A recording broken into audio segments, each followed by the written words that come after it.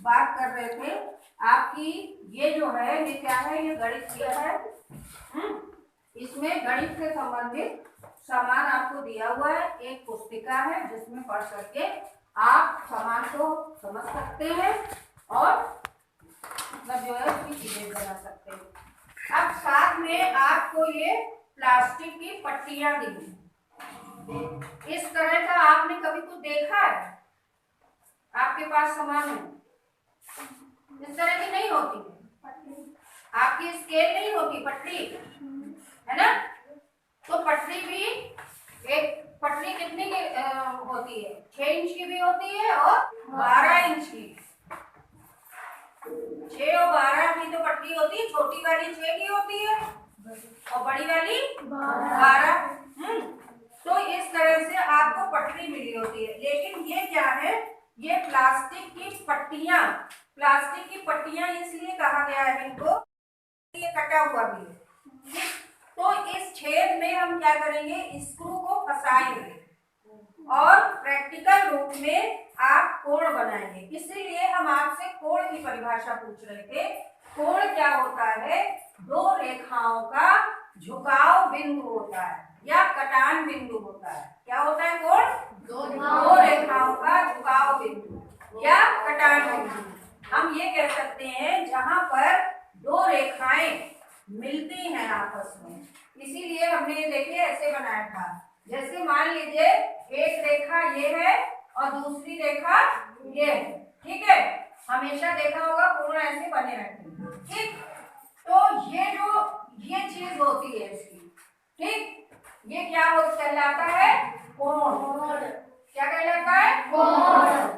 और अगर इसका हम नाम रख देते हैं, चाहे आप ABC रखो या काका रखो, आबासा रखो, ठीक है, ये तो मैं नाम रख दिया। तो यहाँ पर ये ABC कोण हो गया।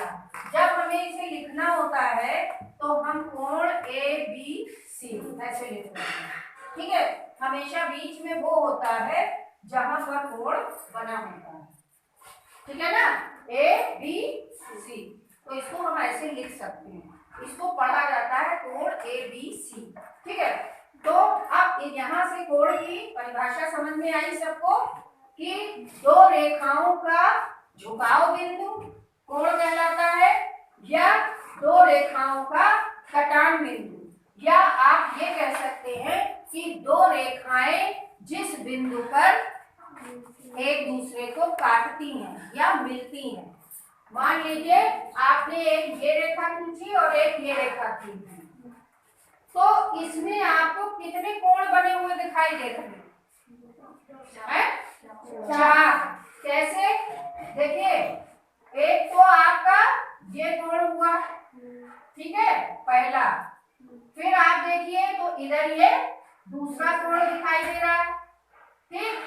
फिर इधर देखेंगे तो ये तीसरा कोण दिखाई दे रहा है और फिर इधर देखेंगे तो ये चौथा कोण। सबको कोण के बारे में कायदे से समझ में आ गया ना? दो रेखाओं का कटान बिंदु हो या दो रेखाओं का मिलान बिंदु हो या दो रेखाओं का झुकाव बिंदु। बिंदु वही है आपका, ये एक बिंदु है। इस पे ये दोनों रेखाएं आपस में काट भी रही है, झुकी हुई भी है और यहीं पर वो मिल भी रही है। सबको समझ में आ गया ना? अब आप बात आई कि ये कोण, ये पट्टियां आपको क्यों दी है? इस चित्र में ये पट्टियां क्यों है और ये स्क्रू पेच क्यों, ठीक है। इससे आपको बनाना है, कोण का निर्माण करना है। जैसे मान लीजिए जब आप जानते होंगे अभी तक जो भी आपको बताया गया होगा, तो ये भी बताया होगा कोणों के प्रकार बताए गए होंगे। कोण बहुत प्रकार के होते हैं, ठीक है। और कोणों को हम नापते किससे हैं? कोई बताएगा? चांदे से। कोण का जो मापक यंत्र है, मतलब कोण नापने का जो यंत्र है हमारा, ठीक है, किससे नापते हैं? चांदा भी हमने इसमें आपको बताया था, चांदे रखे हैं ना, पूरा चांदा भी है, पूरा चांद, और आधा, आधा चांदा नहीं है, आधा चांद है। उसको हम चांदा कहते हैं। काले चांद को ही तो चांदा कहते हैं, तो वो चांदा है। ठीक है, उसमें 90 से लेके 180 तक होता है।